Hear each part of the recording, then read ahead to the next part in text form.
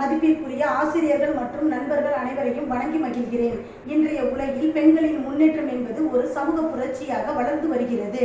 ஒரு காலகட்டத்தில் வீட்டுக்குள் மட்டுமே கட்டுப்படுத்தப்பட்ட பெண்கள் இன்று கல்வி, அறிவியல், அரசியல், தொழில் முனைவோர் துறைகள் என பல துறைகளிலும் தங்களது திறமைகளை நிரூபித்து வருகின்றனர். இந்த மாற்றத்திற்கான அடித்தளத்தை அமைத்தவர்கள் பலர். இந்தியாவில் பெண்களின் உரிமைக்காக போராடிய சாவித்ரிபாய் போல் அவர்கள் பெண்களின் கல்விக்கான முதல் பள்ளியை தொடங்கி வரலாறு படைத்தார்.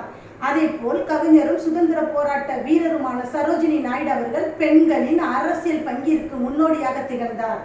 தமிழகத்தை சார்ந்த முன்னாள் முதல்வர் ஜெயலலிதா அவர்கள் தங்களது ஆட்சியிலும் நிர்வாகத்திலும் பெண்கள் உயர்ந்த நிலையை அடைய முடியும் என்பதை உலகிற்கு நிரூபித்தார்.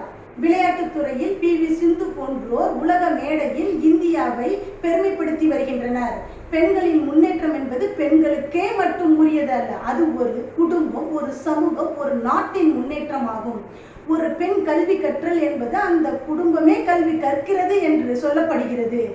பெண்களுக்கு சம உரிமை, சம வாய்ப்பு, பாதுகாப்பான சூழல் ஆகியவை வழங்கப்பட்டால் அவர்களால் சாதிக்க முடியாதது என்பது ஒன்றுமே இல்லை. இன்றைய பெண்கள் மருத்துவர், விஞ்ஞானி, ஆசிரியர், காவலர், விண்வெளி வீரர் என பல துறைகளிலும் சாதனை படைத்து வருகின்றனர்.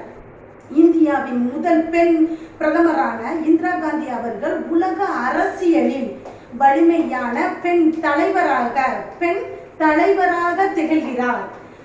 பெண்களின் முன்னேற்றம் என்பது சமத்துவத்தின் அடையாளம் மட்டுமல்ல, ஒரு முன்னேறிய சமூகத்தின் அடையாளமாகும். ஆகையால் பெண்களை மதிப்போம், அவர்களுக்கு ஆதரவு அளிப்போம், அவர்களின் கனவுகளை நனவாக்குவோம் என்று கூறி தனக்கு வாய்ப்பளித்தமைக்கு நன்றி கூறி விடைபெறுகிறேன். நன்றி, வணக்கம்.